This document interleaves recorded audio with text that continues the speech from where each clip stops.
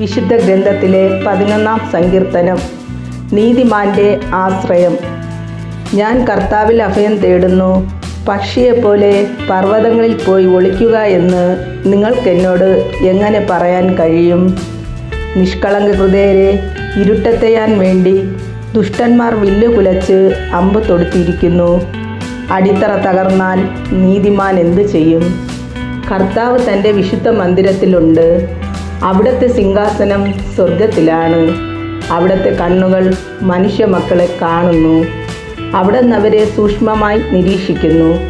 കർത്താവ് നീതിമാനെയും ദുഷ്ടനെയും പരിശോധിക്കുന്നു. അക്രമം ഇഷ്ടപ്പെടുന്നവനെ അവിടുന്ന് വെറുക്കുന്നു. ദുഷ്ടരുടെ മേൽ അവിടുന്ന് തീക്കനലും ഗന്ധകവും വർഷിക്കും.